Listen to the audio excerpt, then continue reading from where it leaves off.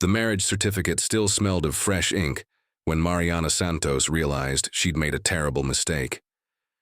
It was July 23, 2022, and the civil ceremony at the Dubai courts had taken exactly 18 minutes.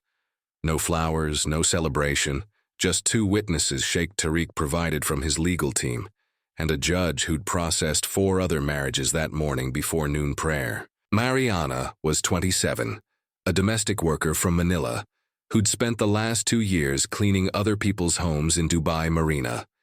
She sent home 40,000 pesos monthly, without fail, to her mother and daughter Sofia, who was 8 years old and had never seen her mother except through a cracked phone screen. The separation carved a hole in Mariana's chest that grew wider each day, but the alternative was watching Sofia go hungry in their province where jobs paid 200 pesos for 12-hour shifts. Sheikh Tariq bin Hamdan was 45, recently divorced, and spoke about his failed first marriage with carefully chosen words that revealed nothing. He'd approached Mariana at a charity event where her employer, Mrs. Hassan, had brought her along as proof of her philanthropic spirit. Tariq noticed Mariana standing awkwardly near the buffet table, clearly uncomfortable in borrowed clothes, and asked about her family with what seemed like genuine interest. Within 6 weeks, he'd paid off 800,000 pesos in family debt, hospital bills for Sofia's recurring respiratory infections, and her grandmother's surgery. Mariana hadn't asked for any of it. Tariq simply presented the bank transfer receipts over coffee one afternoon and said her daughter deserved better than to suffer while her mother worked herself to exhaustion for strangers. The proposal came 2 weeks later, practical rather than romantic. He wanted companionship, he explained, and if she agreed, he would sponsor Sofia's visa. Mother and daughter could finally be together after 3 years of separation. Mariana's friend Lucia, a nurse from Cebu, warned her over dinner the night before she gave her answer. Men like him don't marry women like us from love. They marry us because gratitude makes us controllable. But that night, Sofia called from the Philippines wearing a school uniform 2 sizes too small, coughing that wet, rattling sound that meant another hospital visit they couldn't afford. Mariana looked at her daughter's pixelated face on that screen and understood she had no real choice at all. The wedding happened fast. Mariana wore a simple dress from a mall in Dara. The ceremony lasted less than 20 minutes. Afterward, Tariq drove her to his villa in Arabian Ranches, a sprawling compound with marble floors and air conditioning that made her shiver. The household staff greeted her with polite nods, 2 Filipina housekeepers, an Indian driver, an Indonesian cook, but something in their eyes made her uneasy. That first night, Tariq showed her to the master bedroom and explained the house rules with the casualness of someone discussing the weather. She would provide him her phone password for emergencies. Her passport would stay in his office safe for security. The villa had cameras throughout for their protection. He said all of this while pouring himself tea, not looking at her, as if these were normal conditions of marriage rather than the construction of a cage. Mariana agreed to everything because what choice did she have? She was in a foreign country where her legal status depended entirely on him. She had no passport, no independent visa, no rights beyond what he chose to give her. She'd signed paperwork at the marriage office she couldn't fully read. Arabic legal text her basic English couldn't penetrate. 2 days after the wedding, she asked about Sofia's visa. "When can I bring my daughter here?" Tariq looked up from his laptop with mild irritation. "These things take time. Immigration is slow. Be patient." But something in his voice made her stomach drop. She called the immigration office herself the next morning, using the villa's landline when Tariq was at his business office. The officer checked the system twice. "Ma'am, there is no application filed under your husband's name. No petition for a dependent child exists in our database." Mariana hung up slowly, her hand shaking. The promise that made her say yes had been a lie from the beginning. She was trapped in a villa that felt more like a mausoleum with each passing hour, married to a man she barely knew, separated from her daughter by 3,000 miles, and a lie she'd believed because she was desperate. That night she couldn't sleep. She lay in the massive bed next to Tariq, listening to him breathe, and wondered what happened to women like her when they tried to leave men like him. 3 months into the marriage, Mariana found the cameras. They were everywhere, angled at every entrance, hallway, kitchen, even the small garden where she sometimes sat to breathe air that didn't smell like frankincense and marble polish. She discovered the GPS tracker on her phone by accident when her battery started draining faster than normal. A tech-savvy cousin in Manila walked her through the phone settings over WhatsApp. The app was running constantly, feeding her location to Tariq's device. When she confronted him, he didn't apologize or pretend to be caught. "You're my wife now. I have a right to know where you are." He said it while eating dinner, not even looking up from his plate, as if surveillance was a reasonable condition of marriage. The villa felt colder after that. The household staff moved around her like ghosts, polite but distant. Mariana tried asking them about Tariq's first wife, about whether the furniture had always been arranged this way, but every question was met with sudden silence or quick excuses to leave the room. Nobody would talk about the past, and the more she asked, the quieter everyone became. Then one afternoon in October, Mariana was folding laundry when Dalisay, one of the Filipina housekeepers, spoke to her in a whisper barely audible over the washing machine.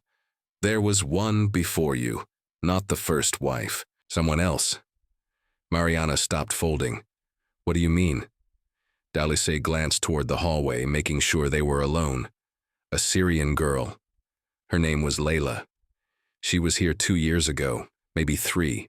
She got pregnant. They fought. She left one night." "Left where?" Dalisay's hands trembled as she folded a pillowcase. Her family came looking 6 months later, filed reports, hired someone to investigate, but nothing came of it. "What happened to her?"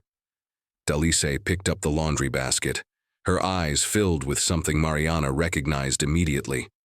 Fear. "The desert is very big," she said, then walked out of the room. That night, Mariana waited until Tariq was asleep, then carefully typed into her phone browser, "Missing Syrian woman Dubai 2020. 3 results appeared. She clicked the first link. The bedroom door opened. "What are you looking for?" Tariq stood in the doorway, backlit by the hallway light, his voice too calm. Mariana's fingers moved faster than her brain. She closed the browser, deleted the search history, locked the phone. Nothing. Just homesick, looking at photos of Sophia. Tariq crossed the room, took the phone gently from her hands, placed it on his nightstand. Sleep. "You're thinking too much." But Mariana didn't sleep that night because she understood she wasn't the first woman Tariq had trapped. And if she wasn't careful, she wouldn't be the last. The man she couldn't stop thinking about was Daniel Reyes. They'd met 2 years earlier at Santo Niño Church in Carama, back when Mariana was still working as a nanny.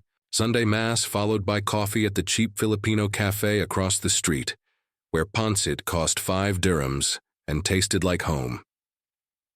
Daniel was 32, a medical technician at Emirates Hospital, with light brown hair from his mestizo grandfather, and the same exhaustion in his eyes that Mariana carried.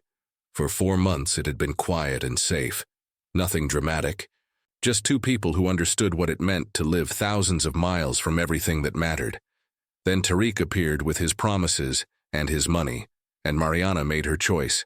She blocked Daniel's number, stopped going to Santo Niño, buried whatever had been growing between them under the weight of necessity and survival. Daniel never called, never showed up. He respected her decision the way decent men do, by disappearing completely. But on November 8, 2022, when Sophia's respiratory infection turned severe and Tariq refused to send money because he was in Abu Dhabi with what sounded like a woman's laughter in the background, Mariana pulled up her blocked contacts and stared at Daniel's name for 10 full minutes before her thumb moved. The text was simple. "Can we talk?" He responded in 30 seconds. Where? They met at a small restaurant in Carama, the kind with plastic chairs and fluorescent lights where Filipino families gathered, because the sisig was authentic and cheap. Daniel was already there when Mariana arrived, sitting in the back corner. He looked thinner than she remembered, tired, older. When he saw her, he didn't smile. He just said, "I knew you'd call eventually." She told him everything, the monitoring, the cameras, the locked passport, the lie about Sophia's visa. She told him about the woman named Layla who disappeared into the desert. She told him about the suffocating fear that woke her every night, the way the villa felt like a tomb, the way Tariq looked at her now, not like a husband but like something he owned. Daniel listened without interrupting. When she finished, he reached across the table and took her hand. "I have a studio in International City. It's small, it's not much, but if you need to breathe, if you need to remember what it feels like to be yourself, it's there." She went that night, not to hide, not to run away, just to remember what it felt like to be human, to sit in a room where no cameras watched her, to talk without whispering, to exist without fear. Daniel's studio smelled like cheap soap and instant coffee. Traffic noise filtered through the single window.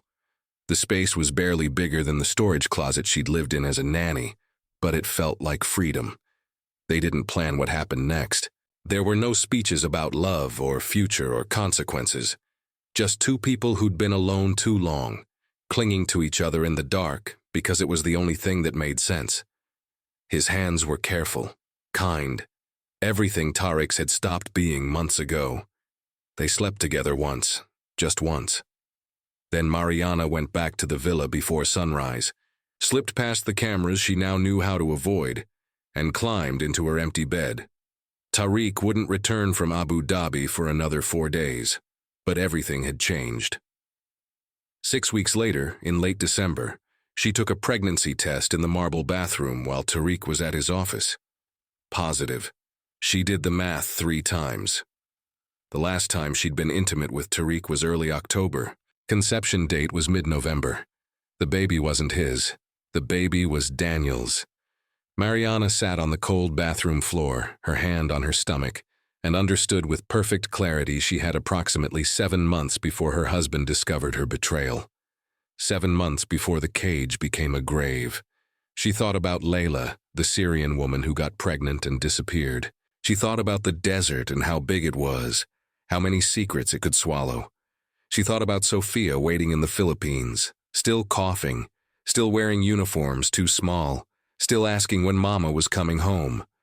And she realized that if she wanted to survive this, if she wanted to see her daughter again, she would need help from people she barely knew, women who understood what it meant to be trapped, who knew the systems designed to protect them would fail. She pulled out her phone and typed a message to Lucia, her nurse friend who'd warned her about men like Tariq. "I need help. I'm pregnant. And it's not his." The response came in 2 minutes. "Don't tell him. Don't let anyone know. We'll figure this out." But Mariana knew the truth. The moment the baby was born, the moment Tariq saw the child's face, features that didn't match, skin tone that told the story she couldn't hide, it would all be over. She had 7 months to plan an escape from a man who controlled everything, who had money and connections and a history of making women disappear. 7 months to save her own life. July 24th, 2023. The contractions started during Maghrib prayer at 7 in the evening. Mariana had been feeling off all day. That low, persistent ache in her back, tightness across her belly that came and went like waves. But it wasn't until the call to prayer echoed from the nearby mosque that the pain sharpened into something undeniable. She was 38 weeks pregnant, right on schedule, and absolutely terrified. Tariq was in his study when she knocked on the door, gripping the frame to stay upright as another contraction rolled through her. He looked up from his laptop, and for a moment she saw something she hadn't seen in months. Genuine emotion. "It's time," he asked. She nodded, unable to speak.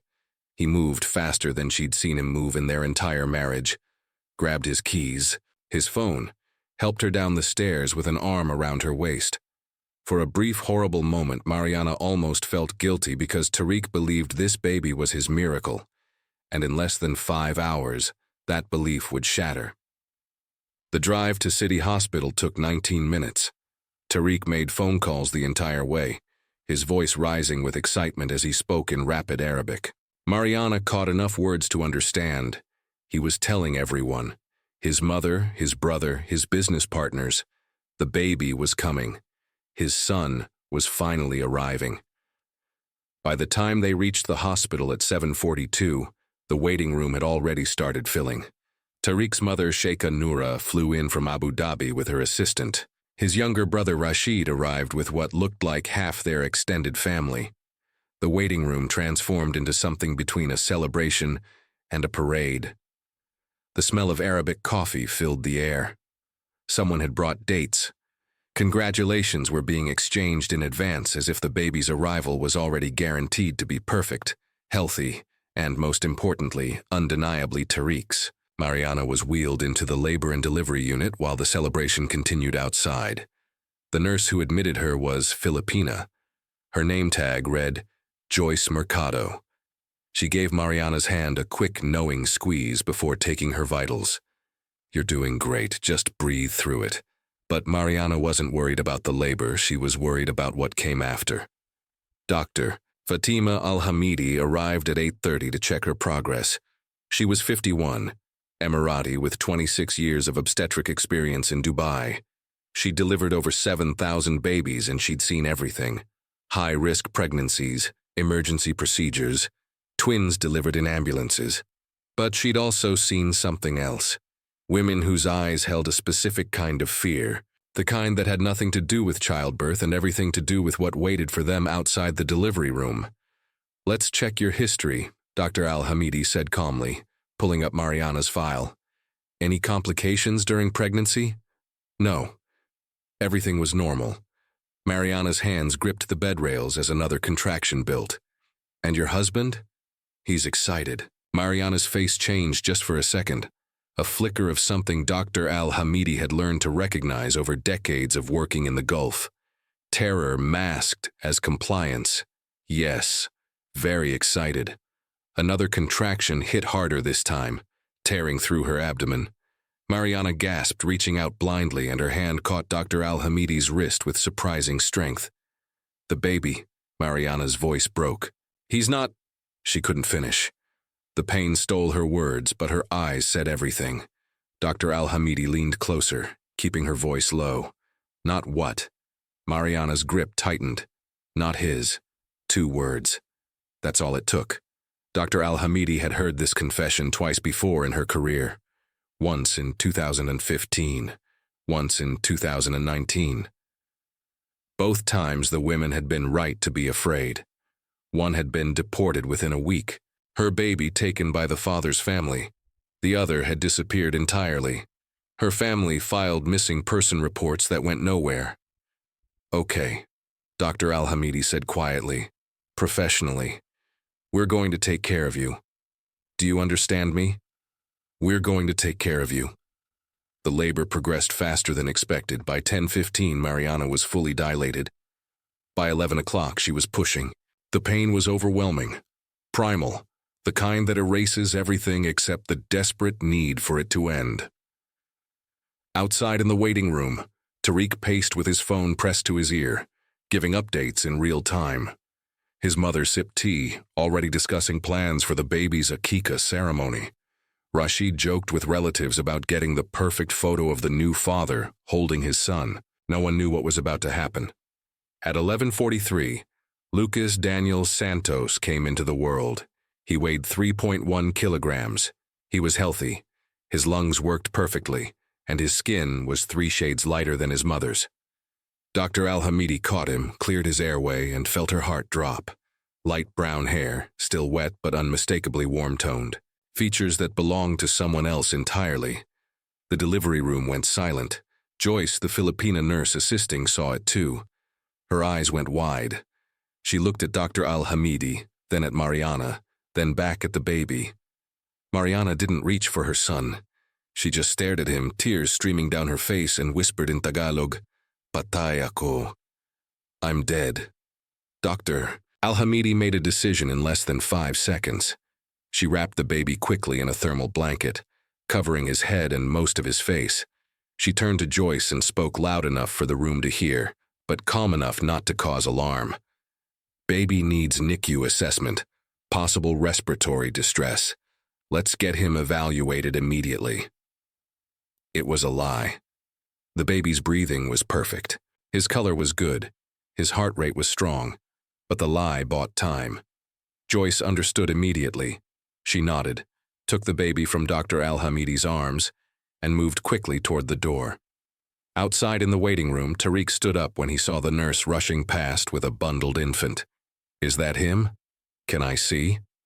"NICU assessment, sir. Precautionary. The doctor will update you shortly."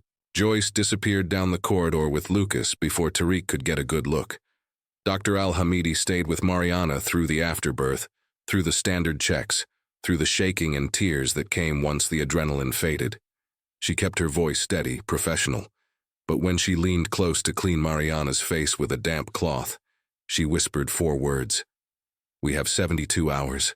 72 hours to get Mariana out of the UAE before Tariq saw his son's face. 72 hours before the truth became undeniable.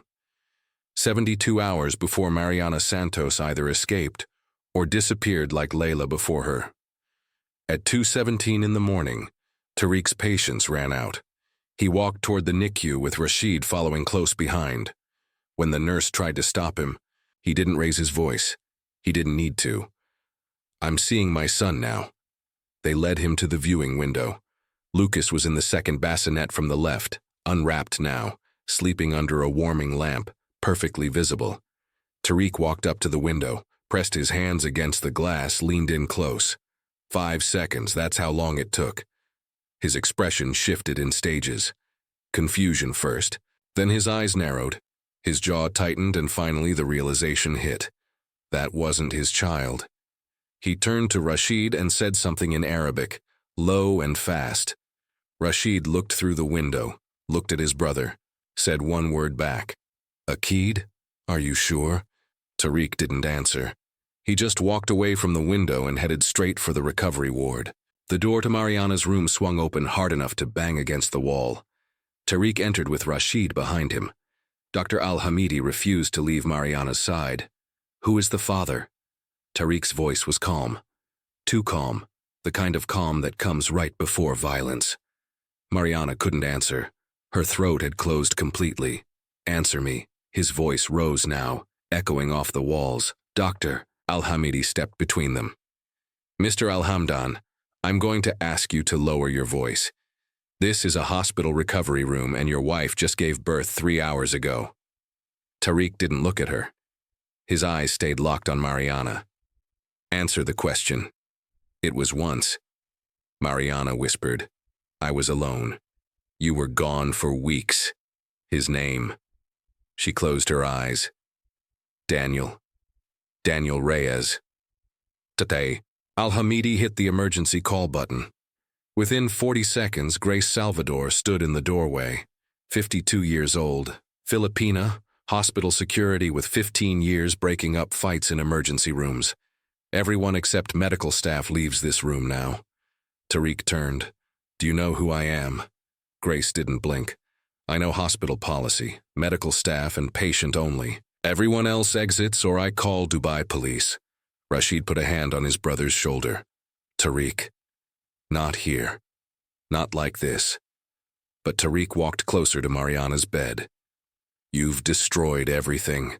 My name, my family, my reputation. I want you out of this hospital by morning, out of my house by noon." Grace stepped forward. "That's enough. Out now." Tariq looked at Mariana one last time. "If I ever see you or that bastard child again, I will make sure you regret it." Then he walked out. The moment the door closed, Mariana collapsed forward, sobbing. Dr. Al-Hamidi sat on the edge of the bed and wrapped an arm around her shoulders. "We're getting you out." She pulled her phone from her coat and dialed the Philippine consulate emergency line. "This is Dr. Fatima Al-Hamidi at City Hospital. I have a Filipina national in immediate danger. I need a consular officer here as soon as possible." At 3 in the morning, Carmen Domingo arrived. 49 years old, consular officer with 13 years experience handling distressed nationals in the UAE. "Miss Santos," she said, pulling a chair close. "We have 69 hours to get you out of this country. Let's start now." By 6:15, Carmen had arranged emergency travel documents. By 7:30, She'd secured a spot at a women's shelter. And at 8 o'clock, Dr. Al-Hamidi did something that would cost her professionally but might save Mariana's life. She accessed hospital records, found Daniel Reyes's employee file, and called him. Daniel arrived at 9:20, still in scrubs, out of breath. He walked into the room, looked at Mariana holding Lucas, and said 4 words. "I'm here. We're leaving." But leaving was complicated. By 10:15, Carmen's phone rang. Tariq had filed for immediate Islamic divorce and reported Mariana's passport stolen. By 10:45, his lawyer had sent a formal letter threatening legal action for adultery and fraud. They moved Mariana to the shelter that night. But 48 hours later, Tariq's security team tracked Daniel's credit card purchase at a pharmacy. They had to move again, this time to Santo Niño Church, where Father Miguel hid them in the basement. On July 27th at 4:30 in the morning, they drove to Dubai International Airport. Philippine Airlines flight to Manila departed at 6:30. Check-in went smoothly. But at immigration, Mariana's document was flagged. She was taken to a detention room while Daniel waited on the other side, helpless. At 5:51, with 39 minutes until takeoff, Carmen burst into the room. "I'm Carmen Domingo, consular officer. Under what authority is she being detained?" The officer hesitated. "Her travel document." "I issued that document. It's valid. Unless you have a criminal warrant, you cannot hold her." Carmen pulled out her phone.